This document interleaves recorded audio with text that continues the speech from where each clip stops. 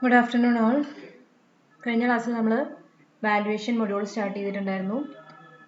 Terms in valuation ആയിരുന്നു നമ്മൾ പറഞ്ഞിട്ടുണ്ടായിരുന്നു അല്ലേ? അപ്പോൾ ചില ടേംസ് ഒക്കെ നമ്മൾ ഓൾറെഡി എക്സ്പ്ലെയിൻ ചെയ്തു. ഇനി കുറച്ച് ടേംസും കൂടെ നമുക്ക് പരിചയപ്പെടേണ്ടതായിട്ടുണ്ട്. അപ്പോൾ എന്തൊക്കെയാണെന്നുള്ളതാണ് നോക്കാൻ പോകുന്നത്. അപ്പോൾ കഴിഞ്ഞ ക്ലാസ്സിൽ നമ്മൾ ഗ്രോസ് ഇൻകം എന്താണെന്ന് പറഞ്ഞിട്ടുണ്ടായിരുന്നു. ഗ്രോസ് ഇൻകം എന്ന് പറഞ്ഞിട്ടുണ്ടെങ്കിൽ ഒരു പ്രോപ്പർട്ടിയിൽ നിന്നും നമുക്ക് കിട്ടുന്ന ടോട്ടൽ ഇൻകം. ഇപ്പോൾ ഒരു പറമ്പുണ്ടെങ്കിൽ ആ പറമ്പിൽ നിന്ന് നമുക്ക് എന്തൊക്കെ കിട്ടുന്നുണ്ടോ അതൊക്കെ നമുക്ക്, അതിപ്പോൾ ഒരു പറമ്പ് അതിൻ്റെ ഉള്ളിലൊരു വീടും ഉണ്ട് വിചാരിക്കും. അപ്പോൾ നമുക്ക് ആ വീട് റെന്റിന് കൊടുത്തെങ്കിൽ അതിന് കിട്ടുന്ന റെന്റ്, പിന്നെ അവിടെ പറമ്പിൽ തേങ്ങ ഉണ്ടെങ്കിൽ തേങ്ങ വിറ്റ് പൈസ കിട്ടും അല്ലേ? അതൊക്കെ ഇൻക്ലൂഡ് ചെയ്തിട്ടുള്ള ആ ഒരു പ്രോപ്പർട്ടിയിൽ നിന്ന് നമുക്ക് ടോട്ടൽ കിട്ടുന്ന ആ ഒരു ഇൻകത്തിനെയാണ് നമ്മൾ ഗ്രോസ് ഇൻകം എന്ന് പറയുന്നത്. അപ്പോൾ എന്താ നെറ്റ് ഇൻകം? നെറ്റ് ഇൻകം എന്ന് പറഞ്ഞിട്ടുണ്ടെങ്കിൽ നമുക്ക് ആ ഒരു പ്രോപ്പർട്ടി അതേപോലെ തന്നെ മെയിൻറ്റെയിൻ ചെയ്ത് കൊണ്ടുപോകുന്നതിന് വേണ്ടിയിട്ട് നമ്മൾ കുറച്ച് പൈസ ചിലവാക്കേണ്ടതായിട്ടുണ്ട് അല്ലേ? അപ്പോൾ അവിടെ നമ്മൾ കറണ്ട് ബില്ല് കൊടുക്കുന്നുണ്ടായിരിക്കും, അവിടെ മെയിൻ്റനൻസ് വർക്ക് ചെയ്യുന്നുണ്ടായിരിക്കും, റിപ്പയർ വർക്ക് ചെയ്യുന്നുണ്ടായിരിക്കും, അതേപോലെ തന്നെ അവിടെ നമ്മൾ ടാക്സ് കൊടുക്കുന്നുണ്ടായിരിക്കും. അപ്പോൾ അങ്ങനെ എന്തൊക്കെ നമ്മൾ ആ ഒരു പ്രോപ്പർട്ടി അതേപോലെ മെയിൻറ്റെയിൻ ചെയ്ത് കൊണ്ടുപോകാൻ വേണ്ടിയിട്ട് നമുക്ക് കുറച്ച് ചിലവുകളും ഉണ്ട് അല്ലേ? അപ്പോൾ ഈ ഗ്രോസ് ഇൻകത്തിനകത്ത് എന്ന് പറഞ്ഞിട്ടുണ്ടെങ്കിൽ ഫുൾ വരവിന്റെ കണക്കേ ഉള്ളൂ, അതായത് നമുക്ക് എത്രമാത്രം അതിന് കിട്ടുന്നുണ്ട് എന്നുള്ളത്. നെറ്റ് ഇൻകം എന്ന് പറഞ്ഞിട്ടുണ്ടെങ്കിൽ നമ്മുടെ ഈ വരവിൽ നിന്ന് നമുക്ക് ചെലവുണ്ടായിരിക്കും, ആ ചെലവും കൂടെ മൈനസ് ചെയ്തിട്ടുള്ള പൈസയാണ് നെറ്റ് ഇൻകം. ഓക്കെ, അപ്പൊ നമുക്ക് നെറ്റ് ഇൻകത്തിന് എന്ത് പറയാം? Gross income minus out going. Okay, അതിവിടെ നിന്ന് എഴുതി ചേർത്താൽ അത് നല്ലതായിരിക്കും കേട്ടോ. Gross income minus gross income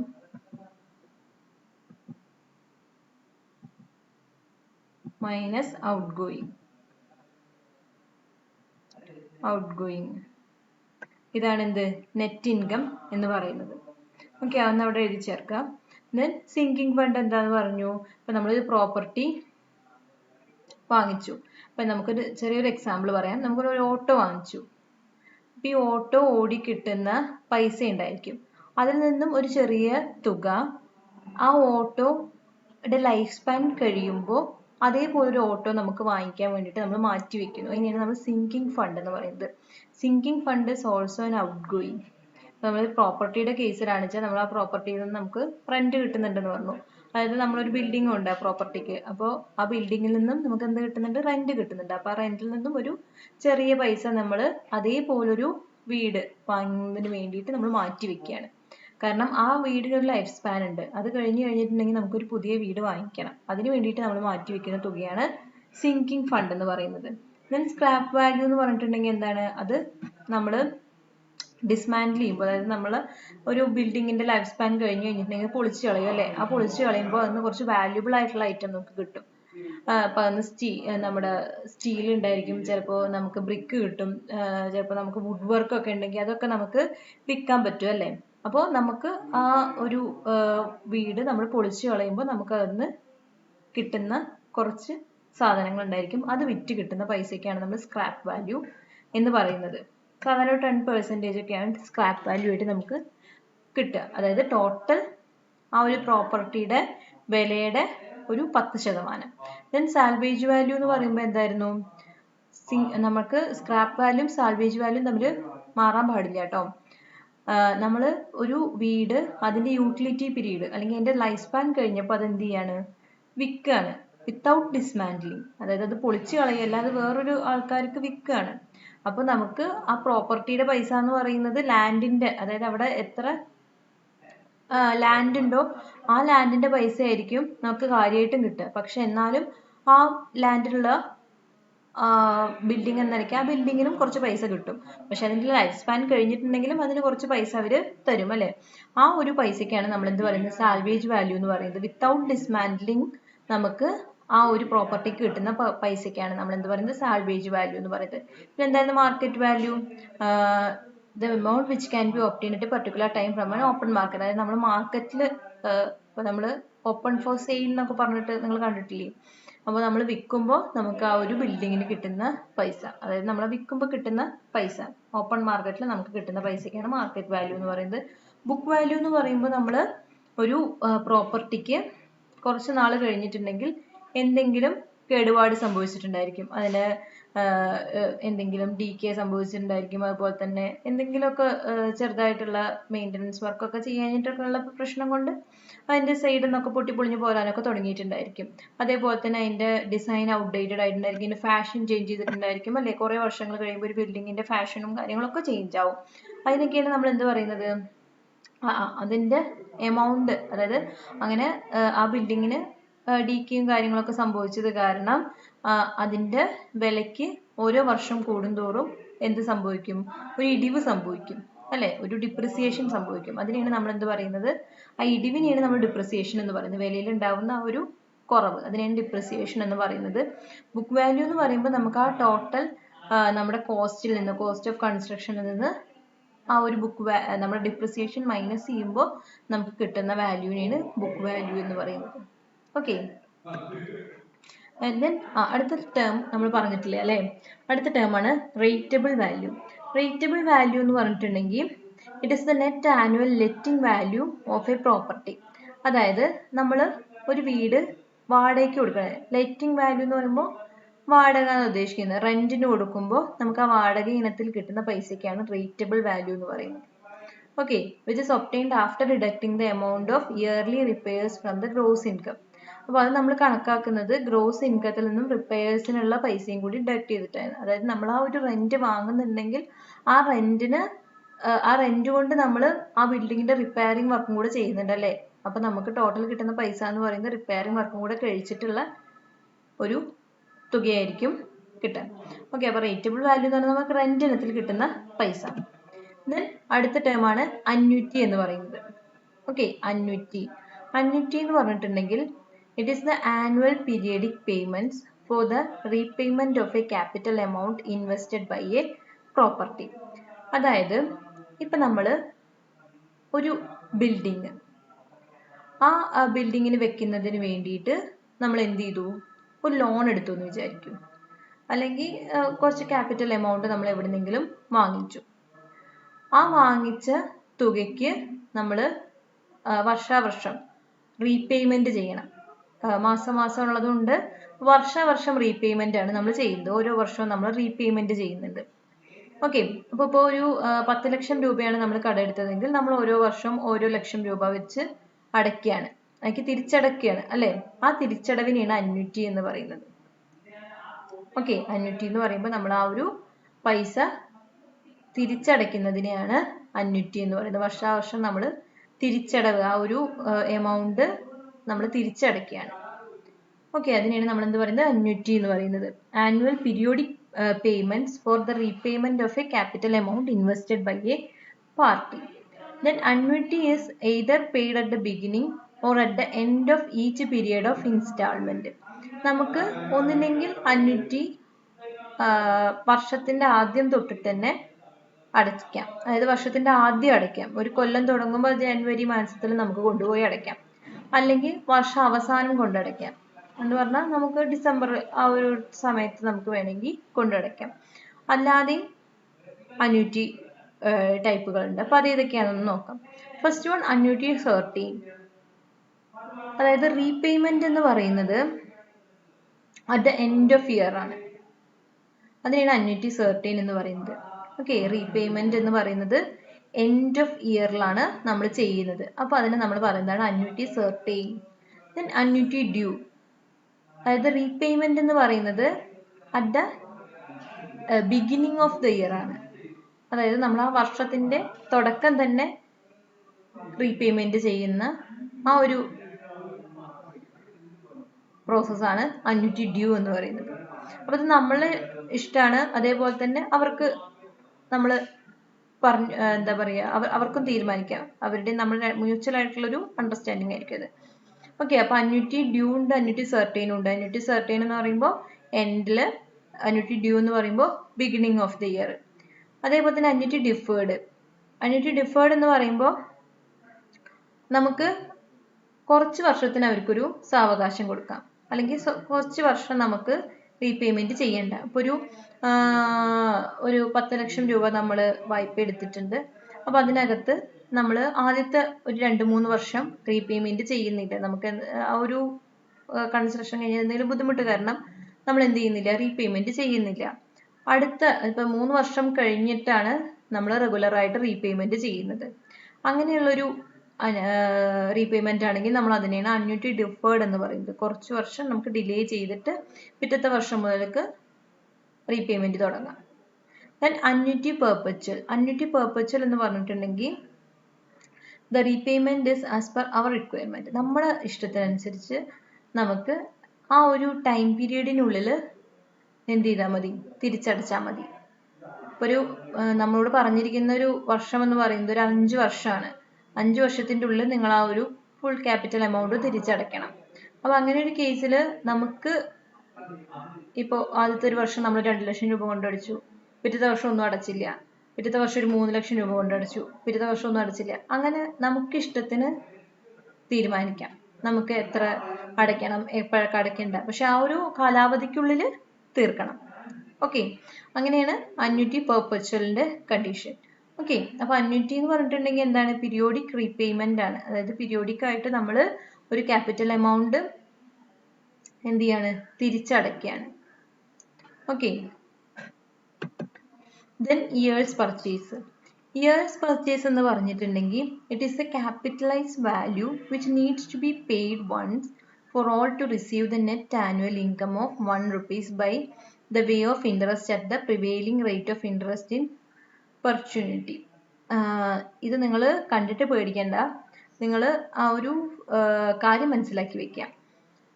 years purchase എന്ന് പറഞ്ഞിട്ടുണ്ടെങ്കിൽ ഇപ്പൊ നമ്മൾ അന്യൂറ്റി പറഞ്ഞു. അന്യൂറ്റി എന്ന് പറഞ്ഞിട്ടുണ്ടെങ്കിൽ ഇപ്പൊ നമ്മൾ ടോട്ടൽ ഒരു ക്യാപിറ്റലൈസ്ഡ് എമൗണ്ട് തിരിച്ചടയ്ക്കുന്ന പൈസയാണ് അന്യൂറ്റി, തിരിച്ചടവാണ് അന്യൂറ്റി. ഇയേഴ്സ് പർച്ചേസ് എന്ന് പറഞ്ഞിട്ടുണ്ടെങ്കിൽ എത്രയാണ് ആ ക്യാപിറ്റലൈസ്ഡ് എമൗണ്ട്, അതിനെയാണ് നമ്മൾ എന്ത് പറയുന്നത്, ഇയേഴ്സ് പർച്ചേസ് എന്ന് പറയുന്നത്. ഓക്കെ, ഇപ്പൊ നമ്മൾ 1 രൂപ അന്യൂറ്റി ആയിട്ട് കിട്ടണമെങ്കിൽ എത്ര രൂപ അവിടെ ഇൻവെസ്റ്റ് ചെയ്തിട്ടുണ്ടായിരിക്കണം, അത് ക്യാപിറ്റലൈസ്ഡ് എമൗണ്ട് എത്രയായിരിക്കണം, അതാണ് ഇയേഴ്സ് പർച്ചേസ് എന്ന് ഉദ്ദേശിക്കുന്നത്. അതായത് 1 രൂപയാണ് നമ്മുടെ അന്യൂറ്റി ആയിട്ട് നമുക്ക് കിട്ടേണ്ടത്. അതായത് 1 രൂപ അടയ്ക്കാനാണ് നമ്മുടെ കയ്യിലുള്ളൂ, 1 രൂപയാണ് നമ്മൾ തിരിച്ചടവ് ഉദ്ദേശിക്കുന്നത് എങ്കിൽ നമുക്ക് എത്ര രൂപയായിരിക്കണം അവിടെ ക്യാപിറ്റലൈസ്ഡ് എമൗണ്ട് ആയിട്ട് ഉണ്ടാവേണ്ടത്. ഓക്കെ, ഇപ്പൊ നമ്മുടെ റേറ്റ് ഓഫ് ഇൻട്രസ്റ്റ് എന്ന് പറയുന്നത് 10% ആണ്. ഓക്കെ, 10% ആണ് നമ്മുടെ റേറ്റ് ഓഫ് ഇൻട്രസ്റ്റ് എന്ന് പറയുന്നത്. അപ്പോൾ ഒരാള് 1 രൂപയാണ് അന്യൂറ്റി ആയിട്ട്, അതായത് നമുക്ക് തിരിച്ചടവ് 1 രൂപയെ പറ്റുള്ളൂ.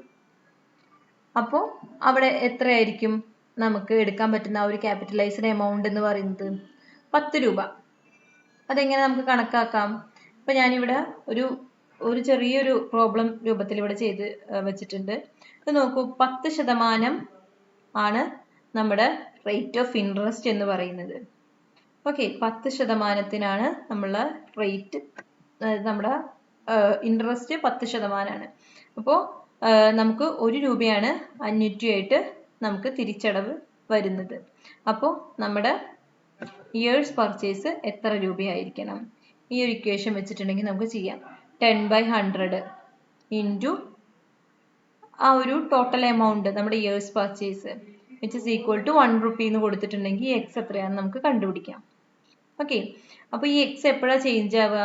ഈ റേറ്റ് ഓഫ് ഇൻട്രസ്റ്റ് ചേഞ്ച് ആവുന്നതിനനുസരിച്ചിട്ടാണ് ഈ എക്സ് ചേഞ്ച് ആവുള്ളൂ. ഈ 1 റുപ്പീസ് എപ്പോഴും 1 ആയിരിക്കും. ഓക്കെ, ഇയേഴ്സ് പർച്ചേസ് എന്ന് പറഞ്ഞിട്ടുണ്ടെങ്കിൽ അങ്ങനെയാണ്. 1 റുപ്പിയാണ് നമ്മൾ അന്യൂറ്റി ആയിട്ട് അടയ്ക്കാൻ ഉദ്ദേശിക്കുന്നതെങ്കിൽ നമ്മുടെ ഇയേഴ്സ് പർച്ചേസ് എന്തായിരിക്കും? അല്ലെങ്കിൽ 1 റുപ്പിയാണ് നമ്മുടെ ഇയേഴ്സ് അന്യൂറ്റി എങ്കിൽ ആ തിരിച്ചടയ്ക്കുന്ന അല്ലെങ്കിൽ നമ്മുടെ ക്യാപിറ്റലൈസ്ഡ് എമൗണ്ടിനെയാണ് നമ്മൾ ഇയേഴ്സ് പർച്ചേസ് എന്ന് പറയുന്നത്. 1 രൂപ അന്യൂറ്റിക്ക് നമ്മൾ കയ്യിലുള്ള അല്ലെങ്കിൽ നമ്മുടെ തിരിച്ചടയ്ക്കേണ്ട നമ്മുടെ ടോട്ടൽ ക്യാപിറ്റലൈസ്ഡ് എമൗണ്ട്, 1 രൂപ അന്യൂറ്റിക്കുള്ള നമ്മുടെ ക്യാപിറ്റലൈസ്ഡ് എമൗണ്ട്. അപ്പോൾ അത് റേറ്റ് ഓഫ് ഇൻട്രസ്റ്റിനനുസരിച്ചിട്ടേ ചേഞ്ച് ആവുള്ളൂ. കാരണം ഈ 1 രൂപ എന്നുള്ളത് അവിടെ ഫിക്സഡ് ആണ്. ഈ ഒരു റേറ്റ് ഓഫ് ഇൻട്രസ്റ്റ് ചേഞ്ച് ആവുമ്പോഴാണ് ഈ എക്സിന്റെ വാല്യൂവിന് വ്യത്യാസം ഉണ്ടാവുള്ളൂ. ഇപ്പോൾ ഇവിടെ 10% ആകുമ്പോൾ 10/100 into X which is equal to 1 rupees. അപ്പോൾ നമുക്ക് എക്സ് എന്ന് പറയുന്നത് 10 റുപ്പീസ് കിട്ടും. ഈ 10 rupees ആണ് നമ്മുടെ ഇയേഴ്സ് പർച്ചേസ് ആയിട്ട് വരുന്നത്. ഇപ്പൊ റേറ്റ് ഓഫ് ഇൻട്രസ്റ്റ് എന്ന് പറയുന്നത് 5% ആയിരുന്നെങ്കിൽ ഇവിടെ എന്ത് വരും? 5/100 into 1. അപ്പൊ എന്ത് വരും? 100 divided by 5 എന്ന് പറയും. ഇപ്പൊ 25 rupees എന്നായിരിക്കും ഇവിടെ വരുന്നുണ്ടാവുക. 20 rupees അല്ലെ? 20 rupees എന്നായിരിക്കും ഇയേഴ്സ് പർച്ചേസ് വരുന്നുണ്ടാവുക. ഓക്കെ, അതാണ് നമ്മുടെ റേറ്റ് ഓഫ് ഇൻട്രസ്റ്റ് ചേഞ്ച് ചെയ്യുന്നതനുസരിച്ചിട്ടായിരിക്കും ഇയേഴ്സ് പർച്ചേസ് ചേഞ്ച് ആവുന്നുണ്ടാവുക. അപ്പോൾ സെന്റൻസ് ഇനി ഒന്ന് വായിച്ചു നോക്കൂ. The capitalised value which need to be paid. Okay, the total capitalised value, നമ്മൾ തിരിച്ചടക്കേണ്ട ക്യാപിറ്റലൈസ്ഡ് വാല്യൂവിനെയാണ് നമ്മൾ എന്ത് പറയുന്നത്? ഇയേഴ്സ് പർച്ചേസ് എന്ന് പറയുന്നത്. Which need to be paid, അതായത് നമുക്ക് തിരിച്ചടക്കേണ്ട ടോട്ടൽ ക്യാപിറ്റലൈസ്ഡ് വാല്യൂവിനെയാണ് നമ്മൾ എന്ത് പറയുന്നത്? ഇയേഴ്സ് പർച്ചേസ് എന്ന് പറയുന്നത്. Once for all to receive net annual income of 1 rupees. അതായത് നെറ്റ് ആനുവൽ ഇൻകം എന്നുള്ള ഉദ്ദേശിക്കുന്നത് അന്യൂറ്റിയാണ് കേട്ടോ. Of 1 rupees by the way of interest at the prevailing rate of interest. അതായത് നമ്മുടെ അവർ പറയുന്ന റേറ്റ് ഓഫ് ഇൻട്രസ്റ്റിനനുസരിച്ചിട്ട് നമ്മൾ തിരിച്ചടയ്ക്കുന്ന ടോട്ടൽ ക്യാപിറ്റലൈസ്ഡ് വാല്യൂ 1 രൂപയായിരിക്കണം നമ്മൾ തിരിച്ചടക്കേണ്ടത്. ഓക്കെ, അപ്പൊ നമുക്ക് കിട്ടുന്ന ടോട്ടൽ ക്യാപിറ്റലൈസ്ഡ് വാല്യൂവിനെയാണ് നമ്മൾ ഇയേഴ്സ് പർച്ചേസ് എന്ന് പറയുന്നത്. കൺഫ്യൂഷൻ ആയിട്ടില്ല എന്ന് വിചാരിക്കുന്നു. ഇയേഴ്സ് പർച്ചേസ് നമുക്ക് കണ്ടുപിടിക്കാൻ വേണ്ടി ഒരു ചെറിയ ഇക്വേഷൻ ഉണ്ട്. Years purchase is equal to, നമ്മളിപ്പോൾ പറഞ്ഞില്ലേ എങ്ങനെയാ, ഇവിടെ ഇയേഴ്സ് പർച്ചേസിന് എക്സ് എന്ന് കൊടുത്തിട്ടുണ്ടെങ്കിൽ നമുക്ക് 1 റുപ്പിയാണ് അന്യൂറ്റിയായിട്ട് വരേണ്ടതെങ്കിൽ നമുക്ക് എങ്ങനെ എഴുതാം? Rate of interest into years purchase equal to 1 rupees. അപ്പോൾ എക്സ് ഇസ് ഈക്വൽ ടു നമുക്ക് ഇയേഴ്സ് പർച്ചേസ് കിട്ടും. അപ്പോൾ ഈ ഇക്വേഷനെ ഒന്ന് റീഅറേഞ്ച് ചെയ്തിട്ട് അതിൻ്റെ ടേംസ് വെച്ച് എഴുതിയതാണ് ഇവിടെ കേട്ടോ. Years purchase is equal to 100 divided by rate of interest. Rate of interest എന്ന് പറയുമ്പോൾ 10 ആണെങ്കിൽ 10, 5 ആണെങ്കിൽ 5. ഓക്കെ, 10% ആണെങ്കിൽ 10%, അതേപോലെ തന്നെ 5% ആണെന്ന് വെച്ചാൽ 5%. അപ്പോൾ നമുക്ക് എന്ത് വരും? 100 divided by rate of interest. Okay, അപ്പോൾ നമുക്കതിനെ 1/6 എന്ന് പറയാം.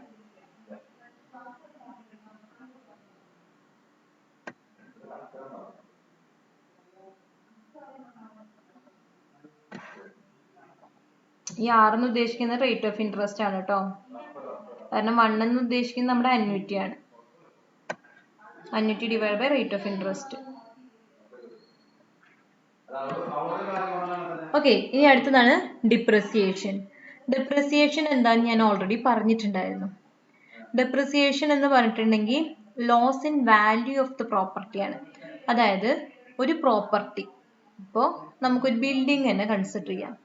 ആ പ്രോപ്പർട്ടിയുടെ വാല്യൂവിന് ഉണ്ടാകുന്ന ലോസ്, അതായത് ഇടിവ്, അതിൻ്റെ ഒരു വാല്യൂവിന് ഉണ്ടാകുന്ന ഇടിവ്, നമ്മളത് സാധാരണ ബുക്ക് വാല്യൂവിലാണ് കൂടുതൽ റിഫ്ലക്റ്റ് ചെയ്ത് കാണാം. ഓക്കെ, ബുക്ക് വാല്യൂ എന്ന് പറഞ്ഞിട്ടുണ്ടെങ്കിൽ എന്താണ്? നമ്മൾ ഡിപ്രിസിയേഷൻ കണക്കാക്കിയിട്ട് ഒരു എമൗണ്ട് തീരുമാനിക്കുന്നതാണ് ബുക്ക് വാല്യൂ. ഓക്കെ, അപ്പോൾ ഡിപ്രിസിയേഷൻ എന്ന് പറഞ്ഞിട്ടുണ്ടെങ്കിൽ the loss in value of the പ്രോപ്പർട്ടിയാണ്. എങ്ങനെയൊക്കെ പ്രോപ്പർട്ടിയുടെ വാല്യൂവിന് ലോസ് സംഭവിക്കാം?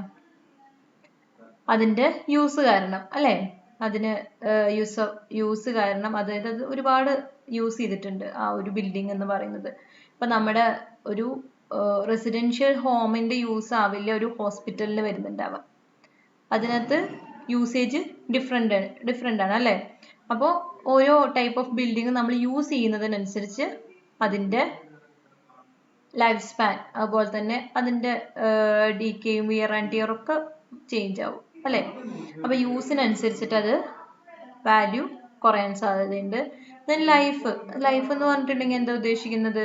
കാലപ്പഴക്കം കാരണം അതിൻ്റെ വാല്യൂവിന് ഇടിവ് സംഭവിക്കും. അതുപോലെ വിയർ ആൻഡ് ടിയർ, നമ്മൾ യൂസ് ചെയ്യുമ്പോൾ സ്വാഭാവികമായിട്ടും അവിടെയും ഇവിടെയും പൊട്ടലും തട്ടലും ഒക്കെ ഉണ്ടാവും. അപ്പം അങ്ങനെ വിയർ ആൻഡ് ടിയർ കാരണം അതിൻ്റെ വാല്യൂവിന് ലോസ് ഉണ്ടായിരിക്കും. ദെൻ ഡി കെ എന്ന് പറഞ്ഞിട്ടുണ്ടെങ്കിൽ എന്താണ്? അതിൻ്റെ എന്താ പറയുക, അതിൻ്റെ എവിടെയെങ്കിലും അതിൻ്റെ ഉണ്ടാവുന്ന ഫ്രാക്ചറും കാര്യങ്ങളൊക്കെ നമുക്ക് ഡി കെയിൽ പറയാം. ഡി കെ എന്ന് ഉദ്ദേശിക്കുന്നത് അതിൻ്റെ എന്തെങ്കിലും കേടുപാടുകളാണ്. ഓക്കെ, അതിൻ്റെ എന്തെങ്കിലും കുഴപ്പങ്ങൾ, ഇപ്പോൾ നമുക്ക് ചെതിലൊക്കെ പിടിച്ച് അങ്ങനെ ഒരു ഇപ്പൊ നമുക്ക് സാധാരണ ഒരു കൺവെൻഷണൽ ആയിട്ടുള്ള ഒരു റെസിഡൻഷ്യൽ ഹോം ആണെന്ന് വെച്ചാൽ അതിനെന്ത് സംഭവിക്കും? അതിന് അവിടെയും ഇവിടെയും ചെതലും കാര്യങ്ങളൊക്കെ വന്നിട്ട്, അതുപോലെ തന്നെ സ്റ്റീലിന്റെ വർക്കുകളാണെന്ന് വെച്ചാൽ തുരുമ്പെടുത്ത് പോയിട്ടുണ്ടായിരിക്കും. അതുപോലെ തന്നെ നമ്മുടെ ബിൽഡിങ്ങിന്റെ മെറ്റീരിയൽസിനൊക്കെ ഡീകേ സംഭവിച്ചിട്ടുണ്ടായിരിക്കും. ഇപ്പോൾ സിമെന്റും അതുപോലെ പെയിന്റും എല്ലാം ഇളകിപ്പോയിട്ടുണ്ടായിരിക്കും അല്ലേ? അങ്ങനെ ഡിപ്രിസിയേഷൻ എന്ന് പറയുന്നത് ഈ ടേംസിലൊക്കെ വരുന്നുണ്ട്.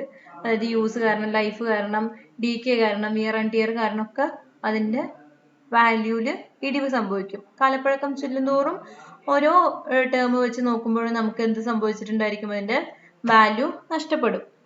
അതേപോലെ തന്നെ വേറെ വരുന്നതാണ് ഒബ്സലസൻസ്. അപ്പൊ എന്താ ഒബ്സലസൻസ്? ഒബ്സലസൻസ് എന്ന് പറഞ്ഞിട്ടുണ്ടെങ്കിൽ ഒരു ബിൽഡിങ്ങിന്റെ ഡീകേ അല്ലെങ്കിൽ അതിന്റെ സ്ട്രെങ്ത് ഒന്നല്ല അവിടെ നമ്മൾ ഡിഫൈൻ ചെയ്യുന്നത്, അതിന്റെ ഫാഷൻ, അതിന്റെ ഡിസൈൻ, അതിനൊക്കെ അനുസരിച്ചിട്ട് വാല്യൂല് ഉണ്ടാകുന്ന ഇടിവ്. ഇപ്പൊ നമ്മള് ഈ ഒരു സമയത്ത് ഒരു ബിൽഡിംഗ് കൺസ്ട്രക്ട് ചെയ്തു. 10 വർഷം കഴിഞ്ഞിട്ടുണ്ടെങ്കിൽ അതിന്റെ ഡിസൈൻ എൻറ്റയർലി ചേഞ്ച് ചെയ്തിട്ടുണ്ടാവും അല്ലെ? 10 വർഷത്തിന്റെ ഒരു ഗ്യാപ്പ് എന്നൊക്കെ പറഞ്ഞിട്ടുണ്ടെങ്കിൽ വളരെ വലിയൊരു ഗ്യാപ്പാണ്. ഒരു 10 വർഷം കഴിഞ്ഞിട്ടുണ്ടെങ്കിൽ ചിലപ്പോൾ ആ ബിൽഡിംഗ് സ്ട്രെങ്ത് കൊണ്ട് സ്റ്റേബിൾ ആയിരിക്കും, വളരെ സ്റ്റേബിൾ ആയിട്ടുള്ള ഒരു സ്ട്രക്ചർ. എത്ര നല്ല അടിപൊളി കൺസ്ട്രക്ഷൻ ആണെച്ചാലും നമുക്ക് അതിന്റെ ഫാഷൻ ഔട്ട്ഡേറ്റഡ് ആയി പോയിട്ടുണ്ടായിരിക്കും, അതിന്റെ ഡിസൈനും ഫാഷനും ഒക്കെ ഔട്ട്ഡേറ്റഡ് ആയിട്ട് പോയിട്ടുണ്ടായിരിക്കും.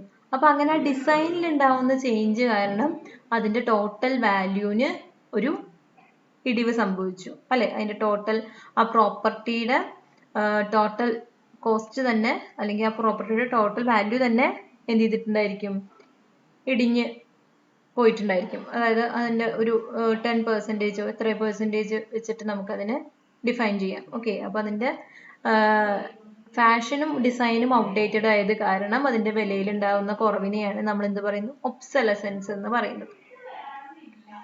Okay, then the general annual decrease in the value of property is known as annual depreciation. അതായത് വർഷാവർഷം തോറും അതിന്റെ വാല്യൂവിന് ഉണ്ടാകുന്ന ഡിഫറൻസിനെയാണ് നമ്മൾ ആനുവൽ ഡിപ്രിസിയേഷൻ എന്ന് പറയുന്നത്. ചില ഡിപ്രിസിയേഷൻ നമ്മൾ ആനുവൽ ആയിട്ട് തന്നെ കാൽക്കുലേറ്റ് ചെയ്യേണ്ടതായിട്ട് വരും. ഓക്കെ, ഓരോ വർഷം കൂടുന്തോറും അതിന്റെ വിലയിൽ എത്രമാത്രം ഇടിവ് സംഭവിച്ചു എന്ന് നമ്മൾ ആനുവൽ ആയിട്ട് ചെക്ക് ചെയ്യേണ്ടി വരും. അതിനെയാണ് നമ്മൾ ആനുവൽ ഡിപ്രിസിയേഷൻ എന്ന് പറയുന്നത്. Usually the percentage rate of depreciation is less at the beginning and generally increase during the later years. എന്ന് പറഞ്ഞിട്ടുണ്ടെങ്കിൽ എന്താണ്? അതായത് ഒരു ബിൽഡിംഗ് കൺസ്ട്രക്ട് ചെയ്തിട്ട് ഒരു വർഷം കഴിഞ്ഞു. ഒരു വർഷം കഴിഞ്ഞപ്പോൾ അതിന്റെ വാല്യൂവിൽ ഉണ്ടായ ഇടിവ് എന്ന് പറയുന്നത് ഒരു 1% ആണ്. അതായത് ടോട്ടൽ കോസ്റ്റിന്റെ ഒരു 1% അവിടെ ഇടിഞ്ഞു. പക്ഷെ പിറ്റത്തെ വർഷം, അതിന്റെ പിറ്റത്തെ വർഷമൊക്കെ ഈ 1% ആയിരിക്കില്ല അവിടെ ഇടിവ് സംഭവിച്ചിട്ടുണ്ടായിരിക്കുക. വർഷം കൂടുന്തോറും പെർസെൻറ്റേജ് ഓഫ് ഡിപ്രിസിയേഷൻ എന്ന് പറയുന്നത് കൂടിക്കൊണ്ടിരിക്കും. എല്ലാ കേസിലും അങ്ങനെ തന്നെയാണ്. ഈ വർഷം 1% ആണെങ്കിൽ അടുത്ത വർഷം എന്തായിരിക്കും? ചിലപ്പോൾ 2% ആയിരിക്കും അതിന്റെ ഡിപ്രിസിയേഷൻ സംഭവിച്ചിട്ടുണ്ടാവുക.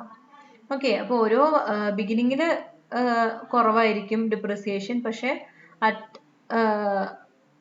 അറ്റ് ദ ലേറ്റർ ആയിട്ട്, അതായത് പിന്നീട് നമ്മൾ നോക്കുമ്പോൾ വർഷം കൂടുന്തോറും ഡിപ്രിസിയേഷൻ എന്ന് പറയുന്നത്, ഡിപ്രിസിയേഷന്റെ റേറ്റ് എന്ന് പറയുന്നത് കൂടും. Okay, methods of calculating depreciation, ഇത് നമുക്ക് ഡീറ്റെയിൽ ആയിട്ട് പഠിക്കാൻ കേട്ടോ. Straight line method, constant percentage method, sinking fund method എന്ന് പറഞ്ഞിട്ട് 3 മെത്തേഡുകളുണ്ട്. നമുക്ക് ഡീറ്റെയിൽ ആയിട്ട് തന്നെ പഠിക്കാനുണ്ട്. നമുക്കത് അപ്പം പറയാം. ഇതിനടുത്തത് ഒബ്സലസൻസ് എന്താണെന്നുള്ളതൊന്ന് ജസ്റ്റ് പറയാണ് കേട്ടോ. നമ്മൾ പറഞ്ഞു ഒബ്സലസൻസ് എന്താണെന്നുള്ളത്. The value of the property or structure become less by its becoming out of date in style, in structure, in design. Okay, അതായത് നമ്മൾ പറഞ്ഞു അതിന്റെ സ്റ്റൈലും ഡിസൈനും ഒക്കെ ചേഞ്ച് ചെയ്തത് കാരണം, അതായത് ഔട്ട്ഡേറ്റഡ് ആയിപ്പോയത് കാരണം അതിന്റെ വാല്യൂവിൽ ഉണ്ടാകുന്ന ആ ഒരു ഇടിവിനെയാണ് നമ്മൾ എന്ത് പറയുന്നത്? ഒബ്സലസൻസ് എന്ന് പറയുന്നത്. Then outgoing. ഇപ്പൊ നമ്മൾ എവിടെയാ ഔട്ട്ഗോയിങ് പറഞ്ഞത്? ഗ്രോസ് ഇൻകം, നെറ്റ് ഇൻകം പറഞ്ഞപ്പോൾ അവിടെ ഔട്ട്ഗോയിങ് പറഞ്ഞിട്ടുണ്ടായിരുന്നു അല്ലേ? അപ്പോൾ ഔട്ട്ഗോയിങ്ങിൽ നമുക്ക് എന്തൊക്കെ പറയാം? ഗ്രോസ് ഇൻകം എന്ന് പറഞ്ഞിട്ടുണ്ടെങ്കിൽ total income from A property, ഒരു പ്രോപ്പർട്ടിയിൽ നമുക്ക് കിട്ടുന്ന ടോട്ടൽ ഇൻകം. നെറ്റ് ഇൻകം എന്ന് പറഞ്ഞിട്ടുണ്ടെങ്കിൽ ഗ്രോസ് ഇൻകത്തിൽ നിന്നും നമ്മുടെ ഔട്ട്ഗോയിങ്സ് മൈനസ് ചെയ്തത്. അപ്പൊ എന്താ ഔട്ട്ഗോയിങ്? ഔട്ട്ഗോയിങ്ങിൽ നമുക്ക് എന്തൊക്കെ പെടുത്താം? Outgoing എന്ന് പറഞ്ഞിട്ടുണ്ടെങ്കിൽ it includes various type of repairs such as annual repair, special repair, immediate repair, etc. The amount to be spent on repairs is 10 to 15% of gross income. Okay, repair work ഒരു out going ആണ്, tax ഒരു out going ആണ്, പിന്നെ അതേപോലെ തന്നെ നമ്മുടെ sinking fund ഒരു out going ആണ്, അതേപോലെ തന്നെ നമ്മൾ അവിടെ ചിലവാക്കുന്ന ഇലക്ട്രിസിറ്റി ബില്ല് അല്ലേ, അവിടെ നമ്മൾ ഇലക്ട്രിസിറ്റി ബില്ല് കൊടുക്കുന്നുണ്ട്, വാട്ടർ ബില്ല്, അങ്ങനത്തെ സാധനങ്ങളൊക്കെ ഔട്ട് ഗോയിങ്ങിൻ്റെ അണ്ടറിലാണ് വരുന്നത്. ഓക്കെ, റിപ്പയർ വർക്ക് നമ്മൾ സാധാരണ ആനുവലി ആണ് ചെയ്യുന്നത്. അത് നമ്മൾ ടോട്ടൽ ഗ്രോസ് ഇൻകത്തിൻ്റെ ഒരു 10 to 15% ആണ് റിപ്പയർ വർക്ക്സിന് വേണ്ടിയിട്ട് ചിലവാക്കുന്ന പൈസ. ഓക്കെ, എപ്പോഴും അങ്ങനെ തന്നെ ആയിക്കോളുന്നില്ല, പക്ഷെ നമ്മളൊരു ഏകദേശ കണക്ക് 10 to 15% ആണ് റിപ്പയർ വർക്കിന് വേണ്ടി നമ്മൾ ചിലവാക്കേണ്ടത് എന്നാണ്. ദെൻ ടാക്സ് നികുതി കൊടുക്കണം അല്ലേ, തീർച്ചയായിട്ടും. അതിലെന്തൊക്കെ വരും? Include municipal tax, wealth tax, income tax, property tax paid by owner of the property annually. അതായത് ആ ഒരു പ്രോപ്പർട്ടിയുടെ ഓണർ വർഷാവർഷം നികുതി കൊടുക്കേണ്ടതായിട്ടുണ്ട്. ഇൻകം ടാക്സ് നിങ്ങൾക്കറിയാലോ, നികുതി കൊടുക്കുന്നത് വീടിനൊക്കെ എല്ലാവരും നികുതി കൊടുക്കുന്നൊക്കെ ഉണ്ടായിരിക്കും. അപ്പോൾ വണ്ടി വാങ്ങിച്ചിട്ടുണ്ടെങ്കിൽ അതിൻ്റെ ഒക്കെ ഇൻക്ലൂഡഡ് ആയിട്ടാണ് നമ്മൾ നികുതി കൊടുക്കുന്നത്. ഓക്കെ, അപ്പോൾ മുനിസിപ്പൽ ടാക്സും വെൽത്ത് ടാക്സും ഇൻകം ടാക്സിനെ പറ്റിയിട്ടൊക്കെ എല്ലാവർക്കും അറിയണ്ടായിരിക്കും. ടാക്സ് ഒക്കെ എന്താണ്? ഒരു ഔട്ട് ഗോയിങ് ആണ്.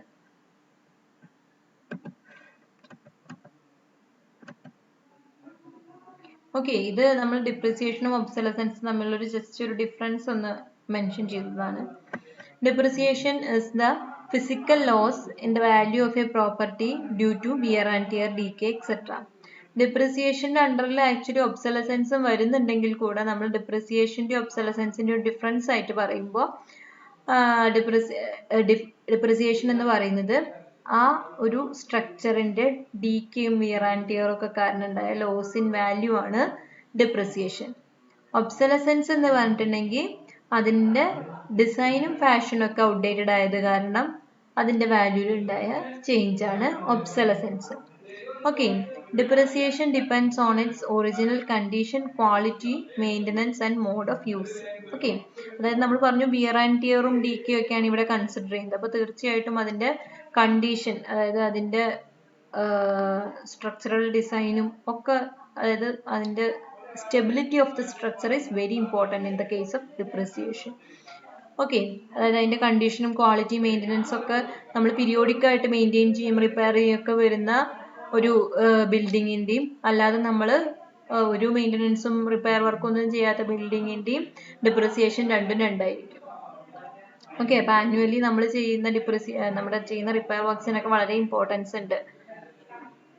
കാരണം ആ ഒരു സ്ട്രക്ചർ അതേപോലെ തന്നെ നിലനിന്ന് പോകണമെന്നുണ്ടെങ്കിൽ അതിൻ്റെ സ്റ്റെബിലിറ്റിയും കാര്യങ്ങളൊക്കെ അതേപോലെ തന്നെ കീപ്പ് ചെയ്യണമെന്നുണ്ടെങ്കിൽ നമ്മൾ മെയിൻ്റനൻസ് വർക്ക് കൂടിയേ തരും. വർഷം പെയിൻ്റ് അടിക്കുക, പിന്നെ സ്റ്റീൽ വർക്ക് ഉണ്ടെങ്കിൽ അതിന് പെയിൻറ്റ് ചെയ്യുക, പിന്നെ അതേപോലെ തന്നെ എന്തെങ്കിലും റിപ്പയറിങ് വർക്ക് അവിടെ ഇവിടെയൊക്കെ പൊട്ടിപ്പൊളിഞ്ഞ് ചാടിയിട്ടൊക്കെ ഉണ്ടെങ്കിൽ അതൊക്കെ നമ്മൾ ക്ലിയർ ചെയ്യുക. അങ്ങനെ മെയിൻ്റനൻസ് വർക്ക് കൃത്യമായിട്ട് നമ്മൾ ചെയ്തു പോന്നിട്ടുണ്ടെങ്കിൽ ആ ബിൽഡിങ്ങിൻ്റെ സ്റ്റെബിലിറ്റിയും സ്ട്രക്ചറിനൊക്കെ അത് കൃത്യമായിട്ട് നമുക്ക് കീപ്പ് ചെയ്യാൻ പറ്റും. This is the variable. Obsolescence depends upon normal progress in the arts, inadequacy to present or growing needs, etc. അതായത് ഒബ്സലസൻസ് അതിൻ്റെ ഭംഗിയാണ്, അതിൻ്റെ ഒരു യൂട്ടിലിറ്റി കാര്യങ്ങളൊക്കെയാണ് അവിടെ മെയിനായിട്ട് നോക്കുന്നത്. അതിൻ്റെ സ്ട്രക്ചറിൻ്റെ സ്റ്റെബിലിറ്റിയും അതിൻ്റെ കാര്യങ്ങളൊന്നുമല്ല. Okay, it is the variable according to age of the property. the age more will be the amount of depreciation. നമ്മൾ പറഞ്ഞല്ലോ, വർഷം കൂടുന്തോറും ഡിപ്രിസിയേഷൻ കൂടിക്കൊണ്ടിരിക്കും. ഓക്കെ, ഏജിനനുസരിച്ച് ഡിപ്രിസിയേഷൻ വളരെ ചേഞ്ച് ചെയ്തുകൊണ്ടിരിക്കും. പക്ഷെ ഒബ്സലസൻസ് എന്ന് പറഞ്ഞിട്ടുണ്ടെങ്കിൽ it did not depends on the age of the building. A new building may suffer in its usual rent due to obsolescence. Okay, പുതിയ ഡിസൈൻ ആണെങ്കിൽ കൂടി അത് ഔട്ട്ഡേറ്റഡ് ആയിട്ടൊരു ഡിസൈൻ ആണെന്ന് ഇപ്പോൾ കൺസ്ട്രക്ട് ചെയ്ത ഒരു സ്ട്രക്ചറിനും കൂടെ അത് ബാധിച്ചേക്കാം. ഓക്കെ, അത് ഏജിനെ അല്ല ഡിപ്പെൻഡ് ചെയ്യുന്നത്, ഫാഷനും അതുപോലെ തന്നെ അതിൻ്റെ യൂട്ടിലിറ്റി ഒക്കെയാണ് അത് ഡിപ്പെൻഡ് ചെയ്യുന്നത്. There are different methods by which the amount of depreciation can be calculated. ഞാൻ പറഞ്ഞല്ലോ, amount of depreciation calculate ചെയ്യാൻ വേണ്ടിയിട്ട് നമുക്ക് ഒരുപാട് മെത്തേഡ്സ് ഉണ്ട്. നമുക്ക് അടുത്ത ക്ലാസ്സിൽ ഡിസ്കസ് ചെയ്യാം. പിന്നെ ഒബ്സലസൻസ് കാൽക്കുലേറ്റ് ചെയ്യാൻ വേണ്ടിയിട്ട് at present there is no methods. Okay, അപ്പോൾ ഇന്നത്തെ ക്ലാസ്സിൽ നമ്മൾ ഡെപ്രിസിയേഷനും അതുപോലെ തന്നെ കുറച്ച് ടേംസുകളൊക്കെയാണ് എക്സ്പ്ലെയിൻ ചെയ്തത്. അപ്പോൾ അടുത്ത ക്ലാസ്സിൽ നമുക്ക് കുറച്ച് പ്രോബ്ലം, ഡെപ്രിസിയേഷൻ്റെ ടൈപ്സും അതിൻ്റെ പ്രോബ്ലം, അതുപോലെ തന്നെ വാല്യുവേഷൻ്റെ കുറച്ച് ടൈപ്സും അതിൻ്റെ പ്രോബ്ലമാണ് പറയാനുള്ളത്. Thank you all.